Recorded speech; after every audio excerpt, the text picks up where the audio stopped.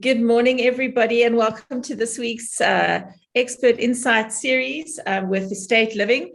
We're very excited today to be talking about the overall mandate, function, and powers of Csos, a topic that has definitely has come up over many dinner tables and in many Facebook groups and WhatsApp chats and across webinars as a relatively new organization. And I say that very loosely because they have been around now for a number of years.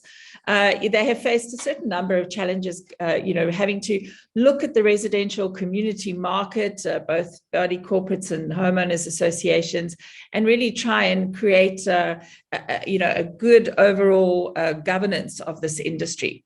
So today, and thank you very much to everybody who sent me questions. Thank you for attending. We got 45 minutes and there's quite a lot of content to go through.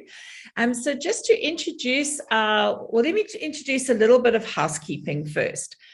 If you look at your screen, you'll see at the bottom, there is a little button that says chat. If you click on that button now, and you select the option of everyone. So if you select hosts and panelists, then the questions will only come through to the host and panelist.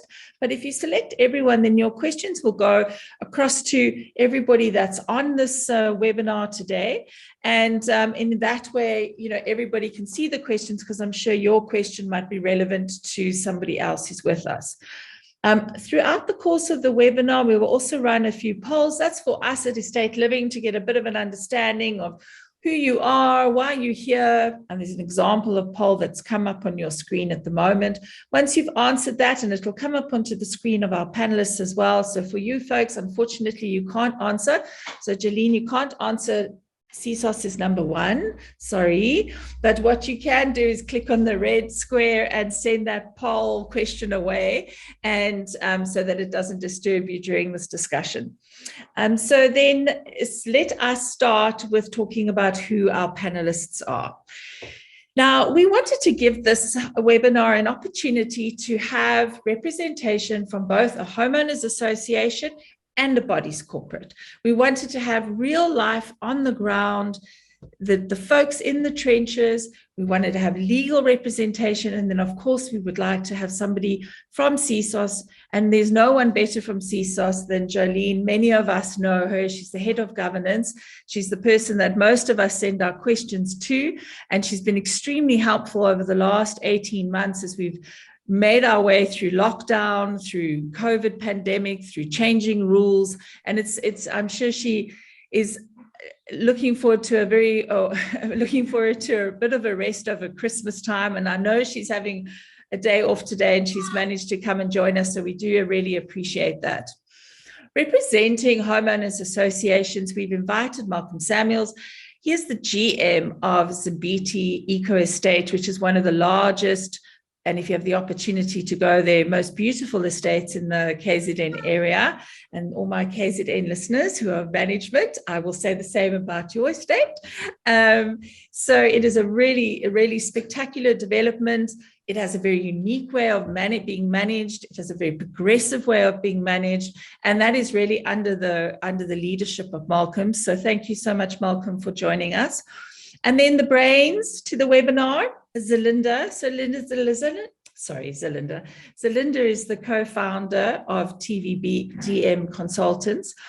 They're attorneys. They work with both sectional titles and homeowners associations. Zerlinda has been on a few of our other webinars before. And as you all know, she's a wealth of information. So thank you so much for joining us today. So we're going to get started. Let us start with Johlene. If you could start us off with just giving us a bit of an overview of what is the functions and mandate of Csos, just to set the pace for the webinar. Thanks so much, Louise, and thank you so much for inviting me to this webinar today. I'm really appreciative of it, and thank you. So the mandate of the Csos we can find in Section 4 of the Csos Act. And there's certain functions that we must perform in order to execute on our mandate. And that is to establish a dispute resolution service, which we have done over the years. Our aim is, of course, for a world-class dispute resolution service to our members and our clients. Then we ensure good governance of all community schemes in South Africa. We have a very big passion for training.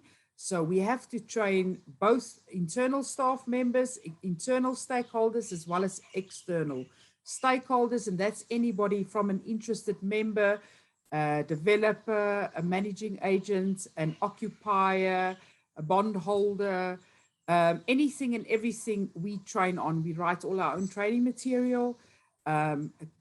Your members can just get in contact with the Csos and say, Johlene, we would like you to come to our state, or we would like you to be at our AGM or our SGM, or to host a training session for us. And these are the topics. We do not want it to be a bureaucratic process. You say what you want training on, or education and awareness, and we will provide it for you. And everything is free of charge, of course. The thing that we would like to see of our mandate is an empowered stakeholder at the end of the day, an informed member of a community scheme. Then we take custody and control over scheme governance documentation for sectional title development. However, as an add-on benefit to all our clients nationwide, we also quality assure an MOI, an Articles of Association or Constitution, and this is, of course, all free of charge. So that is our mandate. Our functions and our powers are derived from our mandate. Thanks. Okay, so you mentioned all, so both sectional title and homeowners association. So I think there's always a little bit of misunderstanding of what your power is, or or around homeowners associations and how homeowners associations are run. Maybe you could just give us a little bit more information on that, seeing that Csos is a community schemes, ombud service, and did focus primarily on the Sectional Title Act when you started. What is your role within the Homeowners Association management, if I can say it like that? Thanks, Louise. That's very important, what you just mentioned. We did start off because there's a clear act for sectional title. So, the Sectional Titles Act together with the Sectional Title Schemes Management Act. And there is no standalone legislation for HOA. So, yes, we did start off with sectional title. But however, we have shifted gradually in order to ensure good governance and training and education for homeowners associations, share blocks, and other types of community schemes. So our specific focus now on HOA is what we've done is we do understand that there is no standalone legislation, as I mentioned, and there is no template governance document that speaks especially for an homeowners association other than a template from the CIPC. So what we've done, we extracted all the provisions out of the Companies Act that we thought would apply to homeowners association. We also drafted a template MOI. Members can just contact me. We send it to them free of charge. We also have done a PAYA manual. This is all part and parcel of an homeowners association in order to put them on their way in order to ensure good governance. Then we do as an add-on service, as I mentioned, we quality assure a homeowners association scheme governance documentation. It's not in terms of any legislation. We're merely going to issue a compliance certificate then issued by the chief ombud. We make recommendations to say this and this provision, it's unreasonable, it's against the constitution, and it's then for the member of the homeowners association and the directors, and then to add that into the MOI or the old articles or the constitution, and then after we'll issue a compliance certificate. However, there's certain, we have a mandate over all community schemes, as you know, and certain functions must be performed by an homeowners association, the same with sectional title. That is, they must register their community scheme with the Csos. It's compulsory and it's law. The same with annual returns. It must be submitted yearly to the Csos, and then, of course, paying the Csos levies. Now, if there's any hiccup with that, or your members experience any challenges with that, they're welcome to email us and we'll gladly have a look at that. But we are going to start with compliance and enforcement. We have, however, started with it in the past few weeks, where we're going to enforce our act on community schemes that has not abided by the law in terms of registration, annual returns, and paying the Csos levies. And remember, it is very important to note that all the Csos levies and dispute resolution fees can be waived. In terms of the waivers application, that applies to every scheme in South Africa. There's, of course, just criteria for it. Thanks. So just to go back a step, you mentioned that a homeowners association, and I know Malcolm and Zerlinda are going to ask some even, questions that are very specific to what they've experienced, but you just mentioned that you submit as a homeowners association, you can submit your rules and your documentation to Csos, who will then review it and make suggestions. Does that mean that Csos can't enforce those suggestions?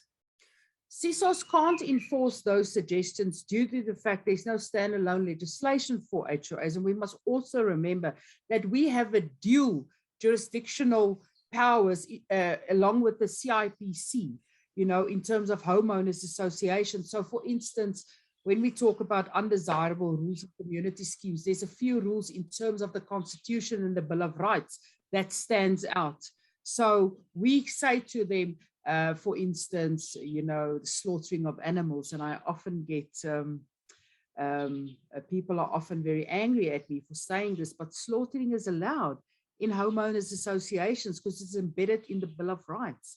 It's not the Csos Act. It doesn't come from the Sectional Titles Act. It comes from the highest law in our country, the Constitution. So when we make those recommendations, we cannot enforce them on it because it's not embedded in Section 4 of the Csos Act, and we are a creature of statute, and we can only do what we empower to do at the end of the day. Yes.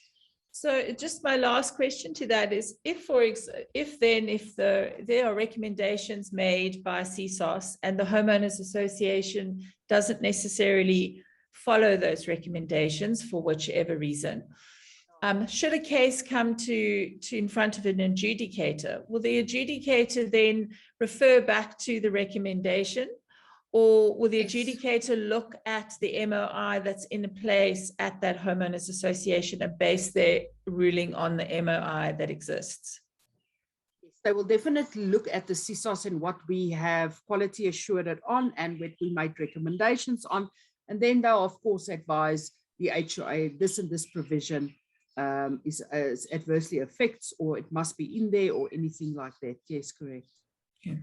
Okay, so I don't want to hog too much of your time because I've got millions of questions, but I want to ask perhaps, Malcolm, if you would like to step in. I know that you had 4 or 5 very pertinent issues that looked at the more of the national strategy of Csos. So perhaps I can hand the reins over to you and keep Johlene in the hot seat. Louise, thank you, and good morning, viewers. Really a privilege to be part of this panel. Johlene, thank you for braving us and coming across. And I know you do this often, and you generally need some strong arms when you're dealing with community schemes. My first question, and this is more for comment and a discussion with you as well, Johlene, is that I often find in the industry, so we'll just give you a bit of background, where I sit in, representing I sit on the national board of Homeowners Association directors. I represent the KZN region, and I often have past my desk a question of the differences between a Sectional Title Act and the Companies Act, which governs most homeowners association. And in the industry, we basically find that, and this is often a misunderstanding where managing agents and some homeowners, whether it's in a sectional title development or a freestanding development, confuse the terminology based on the different acts that do apply.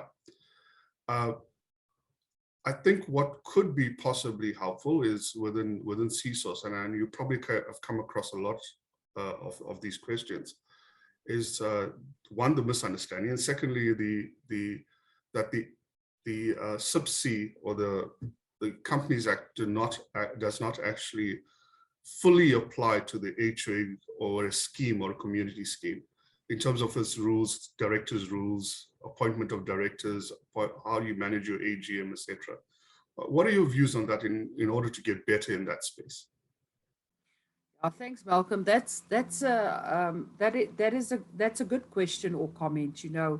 Um, uh, People are surprised when they buy into homeowners associations that there's no legislation, because we always want, what does the Act say? We governed by any types of legislations anywhere. The Labor Relations Act, Employee Employer, Sectional Titles Act. Now, what is there for homeowners associations at the end of the day? And we find it problematic. It said, but I bought into this HOA, but I see the MOI and I see the architectural guidelines, and that's it. What can I do? And we here at Csos, at the beginning, I said we want an empowered stakeholder, and in order to get that empowered stakeholder, as that we must come to the party, and hence we are drafting documents, especially for HOAs. We are taking provisions of the Constitution, of the Companies Act, anything possible, and putting into one document to say, this can be guidelines at the end of the day. That's why we are visible at the AGMs and the SGMs, or directors meetings, whatever, to ensure that there is good governance and there is an understanding. Because yes, the Companies Act is for all companies, as you mentioned, in South Africa, not just for an HOA. There's not one provision in there mentioning HOA at the end of the day. So it is problematic, and we have commenced with the amendment of legislation, and we have started the task of drafting homeowners association legislation, although in the very beginning, and it will take a couple of years, there must be legislation for HOAs on their own. And I think that is very important. And we would, of course, welcome the industry's input once we have launched this. But definitely so, we can't stress enough that with HOAs, we are definitely on there. We understand the frustration. We understand that they largely only govern by their own scheme governance documentation, and we want to be there. We want to assist, and we want to provide documentation on their way forward. Thank you. Should I move to my next question, Louise? Absolutely, yes. So I think, one of the things that I found in especially, Simbithi is 1,620 homeowners. We have probably about 13 to 14 sectional title developments within a homeowners association. So MOI is slightly different. And I often say to our board that if I had the opportunity to rewrite our documentation, the founding documents, we should look at putting a master association agreement together, or that will talk to a mixed-use development, I think, as you pointed out early on. Any thoughts around that area? Because quite a few estates now are becoming mega estates. The new up-and-coming estates, they actually becoming a city on their own, and having one HOA and a multiple of sectional title agreements or bodies corporate can possess a problem where you have in-house fighting, if I can use that word, rather than just fighting outside as well. How do you view that in the future, or is there some type of establishment understanding regarding that? Thanks, Malcolm. It's quite popular. The developers now, we're all about mixed scheme use. That's how we want to do it. It's the developers are, whether it's sectional title and HOA, commercial, retail, residential. And that is quite confusing because, as you said, 13 sectional titles, one homeowners association, things can get messy at the end of the day. And they do. So people do not always understand that if you have a master homeowners association agreement, that takes precedence over anything else. All other rules, conduct rules, managing rules must abide by the master homeowners association agreement. And if that is not there, and if it's not drafted, there can be confusion at the end of the day. However, then the MOI takes precedence. But definitely, I like what you're saying, Malcolm. And I think we can work on a project that we can say an article, what is sectional title rules, where does that fit into the bigger scheme of things with an HOA, if there's share blocks there, anything mixed scheme. I like that. And definitely that's how we get our ideas at the Csos, about members coming to us. And I like that. I mean, there is confusion. I get that question often weekly. We have questions, but what is my rights? Why is the HOA superior? Why do I even pay 2 Csos levies at the end of the day? So this is all very relevant. So no, definitely, there's definitely room for improvement and for the Csos to step up there. Thanks. Johlene, and you hit on levies. I think it's a big question around, we're all paying the Csos levies. Give us some good news in terms of what the levies are used for from Csos, other than dispute resolutions. My salary? Well spent. No, thanks, Malcolm. Yes, the Csos is very excited. We are launching a transformation fund to the industry. What is done, because the Csos, it's known, it's in our annual reports yearly, that there's a surplus funds of the Csos that goes back to Treasury, and it's sometimes hundreds of millions of rands. So we want to spend that and bring it back home. With the property sector, we want to transform the property sector. We want to empower women. We want to empower the youth. We want to empower people with disabilities at the end of the day. We want to, if you are passionate about property and you would like to become a managing agent, but you don't know where to start, nobody wants to employ you, we are going to do that. We are going to uplift you. So we have an entire transformation fund, a disbursement framework, policies and everything, a transformation advisory board, where the Csos will sit as the secretariat and members of the public will sit and be the board members to see how these funds are going to be distributed. Because it's very important that we're just not another government entity. Yes, we have our operational costs. Yes, we have, we invest a lot in our training. Our training budget is very big every year. We are very visible in the industry. We're picking up in the COVID pandemic still. So we're very excited about that transformation fund. And then there's also a platform for existing managing agents to also to receive interns, and then the Csos would pay an amount over to the managing agent for the duration, say a year or two, to host such interns and to empower them and to get them on their way to success. So definitely we're looking forward to that. We're hopefully going to launch it within the next couple of months. We're going to put an advert out for members to sit on the transformation advisory board. So very excited about this. Yes. Can I step in there quickly, Malcolm, before just talking about Csos's plans? We often get a bit of negative feedback when it comes to things like your accounting practices and estates and developments receiving their invoices and receiving their return, the sort of accounting around their payments.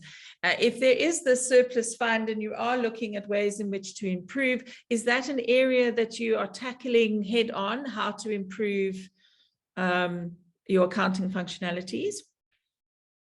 Yes, good question, Louise. So we have recently, we are procuring a system, a business automation system for the entire Csos. It's quite an expensive project and a solution that we are buying. So that is going to take everything online. We also have a very big unallocated book. So we are having that conversations with members of the public through our strategic partners, to mention about a few, the NAMAs, the ARC, the RCCs, Malcolm, that you are aware of, that you're on it. We are launching it through that to say we have been in the past, it's been a difficult road to the Csos for the unallocated, for the levies. Accounting practices has a bit been problematic. However, we're tackling it head on now. We are engaging with the public. We are sorting out our finance. We have a new CFO, that's heading us in the right direction. So I'm confident within the next couple of months, that's going to be sorted out. And on top of that, Louise, we recently launched our service charter. Now, that is our promise to the public that we are going to deliver, and this is our timeframes. And in the accounting division, we say that we are going to give you a receipt statement within 48 hours. That's our promise to you. That's in our charter that's been launched by our board and our Chief Ombud Advocate, Boyce Makize. So that is in there. We have timelines from disputes straight through to the governance unit. So you must hold us to it. And if you cannot get any joy, I will post on the Q&A platform the emails that you can contact, the telephone numbers, in order to sort out the members and let this less frustration and a more happy clients. I think part of that less frustration and a more happy client is also the turnaround time when it comes to a case. That's a challenge that is faced by many folks that do put disputes in, or homeowners or BCs that are looking for answers to, getting their rules through the system. Is that another issue that's going to be tackled, and does this charter include that turnaround time? Definitely so. Governance and dispute is right there on top. So with disputes, we have cleared the backlog almost completely. We have 90 days now from start to finish with the disputes. Not 90 days plus another 90 days is 3 months. And we have specific timelines in it that we must perform. The same with quality assurance of all scheme governance documentation for new schemes, 1 week, existing schemes 30 days, and we must hold ourselves to this timeline. But now what we have seen with our aggressive approach and training, we've conducted, just to give you an overall idea, we have to conduct in our annual performance plan, we have to conduct 20 training sessions per year. We've already done 50 for the quarter. That's how passionate we are about training, education and information and getting it out there, the word. So you can imagine now we have an influx of scheme governance documentation, which is a good thing because you want a decrease in disputes and an increase in governance at the end of the day. So now we are again employing more people. And the Csos is also in the process. We almost finalized. We have an entire restructuring of our organization.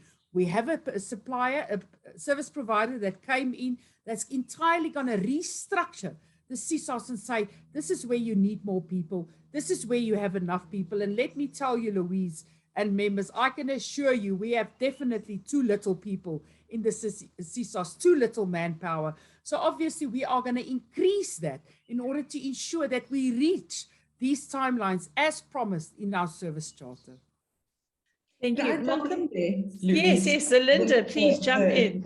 A great chance. I've been adding notes and notes and notes copiously here. So I hate to be the Debbie Downer, but unfortunately those timelines are practically in motion. Obviously, the goal is to get it done. I mean, our business is submitting rules to Csos, working with disputes and things like that. So unfortunately, not only in the matters that we're a part of, which is a fraction of what the Csos deals with, but what we hear from our clients, our colleagues, is that those timelines are not being adhered to. And, some of the things that my partner and I have been chatting about, Nicole and I have been chatting about, is although we do have the concerns about COVID and there's regulations, when are adjudications going to start being held physically again? And why are adjudications only being held on the papers, where very often people are not able to formulate their responses clearly or coherently in terms of written? Not everybody's a writer. And of course, nobody wants to pay the legal fees to have something drafted or written correctly. Why are adjudications not being held via Microsoft Teams or Zoom? And another thing that's happening very often is that people are no longer getting a chance to actually decide which adjudicator they want for a particular matter, and external adjudicators aren't being utilized. At least that's what I'm hearing. And when it comes to the adjudicator, even though one is appointed, by the time the adjudication order comes out, there's actually a different name at the bottom of the adjudication order. And in many instances, and I know that I've engaged with you already on it, and there's a couple more that is going to come into your inbox in the next day or two, where even though replies have been submitted to the previous adjudicator, the parties weren't aware of the change in adjudicator, and when they've received the order, which is obviously too late, they've seen that their replies were lost in the mail. So no responses were actually put forward, and an order was made without the papers, which is the only opportunity that the parties have to put their matter forward, without that even being considered. I mean, that's quite scary. We've also seen that there are 1 or 2 instances where, because of this, adjudications are run afresh, and in other instances they're not. I know I'm throwing a lot at you, and I'm so glad that you made a joke about where's the money going, your salary, because I always say, if you don't have a sense of humor in this industry, you need to get out. We have to laugh about these things, otherwise we'll go absolutely crazy. So those are just some of the things that I hear about, and some of the people that we deal with are quite aggressive about it. And if we could, sort of placate them by getting some answers, that would be fantastic. Thanks, Zerlinda. Yes, to start off with your timelines. Yes, of course, we want to have unrealistic timelines for ourselves because we want to be the best out there. And we want to reach that timelines at the end of the day. And at the end of the day, it's just about recruiting additional staff. We have the practices. We do understand what is necessary. It's just to have the manpower in order to deliver on our timelines. And like I said, we are doing a restructural of the organization, and we will definitely look at that. And we are keeping ourselves to these timelines at the end of the day, because the party is over. Zerlinda, COVID, we are not mentioning that anymore. You know, we are passionate about our work. We are passionate about the Csos, and because we know the important mandate we have to deliver to you, the members, our clients. At the end of the day, we are nothing without our clients and our stakeholders. So it's very, very, very important that we keep ourselves to our timelines. With regards to the dispute, I mean, ideally, we don't want to receive any disputes, but that's not the reality, because there will be disputes. There will be disputes. Some of the disputes we could have been avoided if we provided the legislative advice. However, it doesn't always reach the desired department in order to do so, and we tackle then the dispute. Yes, we have been conducting adjudications on paper, quite correct. Yes, it was due to the COVID pandemic. Yes, we are still in the pandemic. However, the queries, the comments that you raised now is problematic, and it's completely unacceptable that this can happen, because the Csos is an ombud.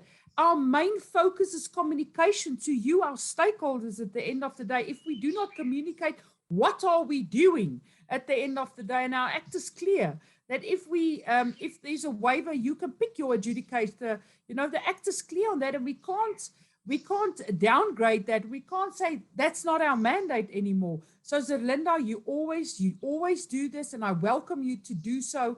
You email me. There is reporting lines within disputes. There is an adjudicator general, Kanorsi. Then we have 3 ombuds there. However, you can always direct it to me, and I'll point you in the right directions, because we have to get this right at the end of the day. If we cannot get this right and somebody is adversely affected by an adjudication order at the Csos, where can they go? The legislation is not yet through to have an in-house appeal process. They must go to a court, a high court, and cost hundreds of thousands of rand. Who can afford that? You know, so we have to get it right. So you'll send it to me, and we can definitely look at that. And I can provide feedback to Louise, to the members, and to you on these matters, because it's a concern probably not only of you, but to everyone else on the webinar today. Yeah. And one thing I can say about you is that you always respond to emails, and you always do definitely get back to us. So thank you so much for that invitation. Zerlinda, do you have any more questions, or can I pose a few questions that are coming in from the audience? I've just got one more. When it comes to, and I'm seeing it more and more again as well, because, and you mentioned that you're getting an influx of rules and things like that that you're reviewing. Obviously, in sectional title, when it comes to conduct rules, you have no shortage of conduct rules that you review and approve, but I'm assuming that you don't very often receive management rules. And one of the biggest reasons that I see that body corporates don't even attempt to touch their management rules is because of the high quorum requirements that is needed for that amendment. So it's 100% of an 80% quorum at a meeting, or 100% of all the owners, if not at a meeting. And I know that the Csos has issued a practice directive in regards to when the Csos will take that unanimous resolution if the body corporate's not able to achieve it, but the thresholds there are still very, very high, and the managing agents that I speak to are saying that they're still not able to reach it. Is the Csos going to be looking at reducing that threshold at all? We remember after we last spoken, Zerlinda, and we had a webinar. We have so many, but we went back and we had a look at it. And there is a proposal in front of the Chief Ombud, and once he has approved and signed it, then I will get back to you on that one. That's just something that we can't disclose at that moment, but definitely we went back, we took a few case studies from the industry, yourself and other members of the industry. We looked at it. It is a very high threshold. It cannot be passed by Section 6.9 at the end of the day, because those thresholds is very high. So we're going to have a look at it. We'll get back to you on that one. Malcolm, did you have any more questions? I think you had another question for Johlene that you would like to ask. Thank you. Thanks, Louise. I think Louise covered, Johlene covered it regarding funds available for internships, etc. And I think that's a good start to actually get more people understanding how community schemes work. Again, Johlene, a tough job trying to educate as well as govern at the same time. But I think with more better education programs from Csos, trying to help people understand better may be an answer. And what is the rollout plan for education programs? Johlene, do you run it by regions? How do you communicate these? Training. Yeah. Like I said, it can't be. It must be simple and seamless to stakeholders. You come to us, you say, Johlene, we want training on. We have a training plan, actually. We've not rolled it out for a year and a half due to the pandemic. However, we've just had one in KZN last week, very successful. After 2 hours, we had to close it down due to reaching the maximum amount of people. We have a training plan that we're tackling all 9 provinces. Sometimes, we go back to a province to train. But like I say, yes, we also see where the density of community schemes are. So basically we take from the trends, because we have a training inbox, and then people say, I want to get training on this, or I want to know more about this. So we take the training trends and we just train on that. And you'll be surprised what it's all about. What is the role of a board of director? What is the role of a trustee? How does an AGM work? Basic things like that we need to understand. Not very complex matters. So that's what we do. You send us an email, we come and we train. Like I said, everything is free of charge. We have a lot of requests, but between myself and the ombuds and the team, we do get to all these things. We train. Like I said, the webinars we've placed on hold now because we want to do the contact training.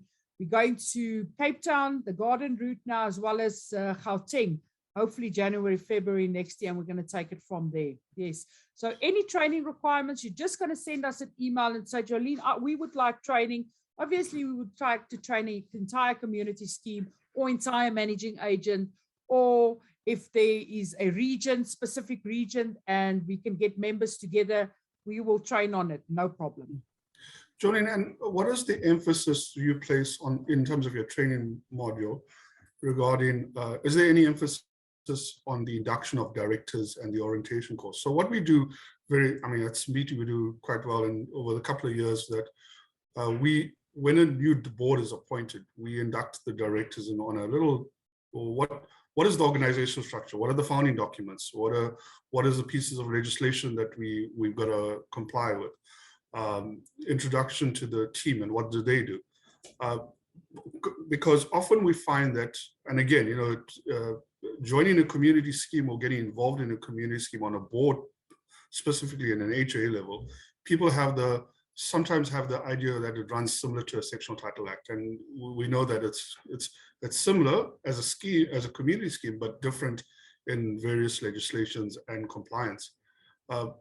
Is your education program applicable to directors or welcome directors to come into that training? Yes, definitely. I mean, we start with the basics. Like I say, the training requests from our members and stakeholders, it's basics. It's the basics. It's HOA 101, if I can call it that.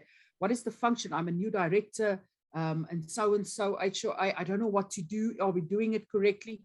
Yes, we have training like that, but I would like to hear your views, Malcolm. I would like to hear the RTC's views that perhaps we can collaborate and we can have a training session like that. Most definitely. We are there we train indigenous people, where the Department of Human Settlements have a number of sectional title developments which they let out to the less fortunate. We have training for developers, and all different levels. So it's not one size fits all, if I can say that, but I would look forward to a collaboration. Yeah. Good, thank you. Thanks, guys. So just to firstly say to everybody that sent us questions prior to this event, if we don't get to your questions now, we will get to your questions privately. We will respond to every one of them. Just a couple of quick ones. Carly's put this question forward, and the answer to her question is yes, but let me quickly run it past Johlene. So the question just regarding the filing of documents, the Act stipulates that the service must, that Csos must regulate, monitor, and do all quality controls of sectional title governance documents. Do you require other community schemes such as HOAs and share blocks to file their documents? I know the answer to that is yes, but for share blocks, do they also file their documents? Yes, remember when you register a community scheme with the Csos, which is a must, all types, share blocks, HOAs, as well as submit your annual returns, there's a list in our practice directive. It's a new practice directive. There is certain documentation you have to attach. Your scheme governance documentation, your MOI, your use agreement, your constitution,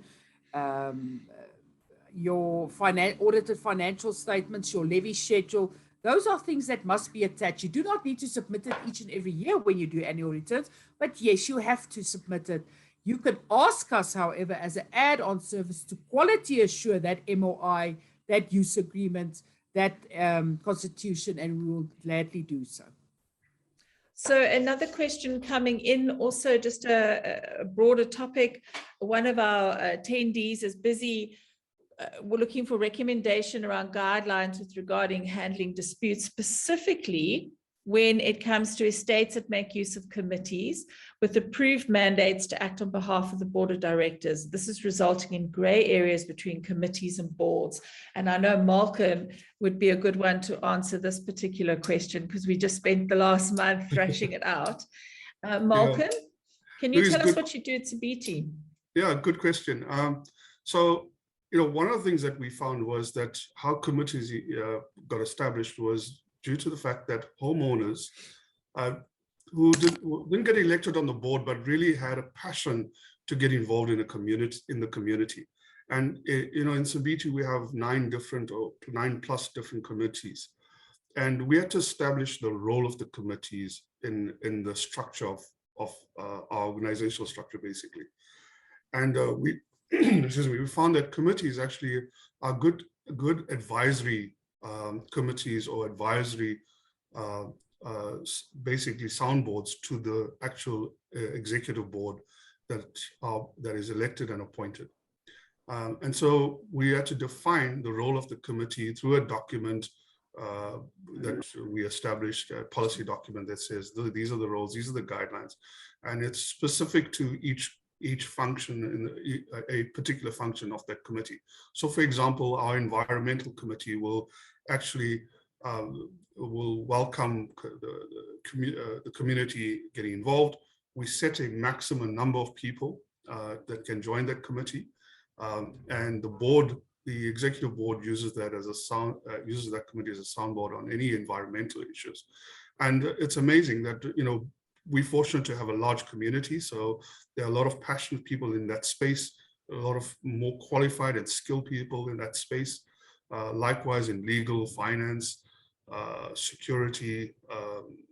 So the list goes on in terms of a wider community. And we found this to be a help by actually setting some guidelines as to how they operate. And they're generally subservient of the board, so they don't have any decision-making authority, but they do actually advise the board when the board needs advice in that regard. Fantastic. So just quickly, as we head on, another question coming in: can Csos assist HOAs and sectional titles with the collection of rear levies? Yeah, remember, our dispute is for all community schemes, our dispute mechanism. So with the rear levies, as an attorney myself, although not practicing because I'm working at the Csos, we do understand that there is certain schemes that would like to take the arrear book to their attorney to go the legal route. However, for those community schemes that would like to utilize the Csos, of course, we tell you we're going to do it within 90 days, and that's what we're going to deliver. and it's cheaper, and it's for HOA, share blocks, housing cooperatives, as well as retired person schemes for retired persons, not just sectional title. So yes, you can do that. There's a practice directive for dispute resolution on our website. Pop me an email. You will receive an out of office, but when I'm back at the office on Monday, I will send it to you. Definitely, you can do it through the Csos. There's no problem at all. And I'll even tell you what documents you need to submit to us. Louise, if I may comment on that, it's actually probably the cheaper form of doing your debt collection. Johlene, would you agree? For 150 Rand, you get a High Court order. Malcolm, spot on. So then just a question quickly around as we head sort of towards the end of the webinar. So I'm just having a quick look here. So disputes resolutions are obviously managed. You can offer training for residential communities and sectional titles when it comes to managing their AGMs and the right protocol. One of the big questions comes up in a sectional title scheme. The question came from a sectional title scheme, but I would suspect that it's similar in an HOA, where you have a set board of directors or trustees, and it is clear that they are not managing the community per good governance. So there's a lack of good governance within the management, and it's causing an adverse effect to both the homeowner sentiment, the relationships of homeowners, and ultimately the overall asset value of that particular development. What are the protocols, or what is the right steps to follow if you want to try and remove trustees or board or directors? Yeah, look, it's obviously a last resort if you want to remove a director or a trustee, because remember, Louise, and we often find this, is that very few members would like to sit on a board. You'll find sometimes in Homeowners Association as well as in sectional title, you know, and that's why we are there at the Csos to guide and assist them. You know, yes, we can talk about the removal, but I find it as the last resort, really. Why do you want to remove them, Johlene? Yeah, Johlene, you know, but because they don't know what they're doing. But can we not come in and assist? And we've assisted them, and you know, it is a good governed scheme at the end of the day. You know, so we would like people to stand on the boards. For trustees, by ordinary resolution, that's 51% of members at a meeting must vote for the chairperson to be removed. Remember, he's still a trustee, him or hers, then a trustee still. And then, of course, for directors, that will be embedded in the MOI of the Constitution. That will be in there on the removal and the appointment, etc. However, I want to point you to the Csos regulations that says that scheme executives must stand in a fiduciary duty, and they must also practice due diligence and act independently. You know, so it's not always that they are acting negligently. Sometimes they just don't know. And that's why we are there to assist. So if there is a member, the question that you've posed out there, that has in difficulty and would like a certain trustee to be removed, rather speak to us first at the Csos before such a step is taken. We can see if we can intervene or perhaps provide the correct advice on it. Thank you. Absolutely. Last question as we wrap up, with regards to AGMs, does Csos have information available on their website? Or perhaps maybe Zerlinda, I can send these questions via you as well, around the best practice when it comes to hosting, managing, counting votes, holding proxies, and with AGMs, because I did get a number of questions of, can chair people hold proxies? How many proxies can they have?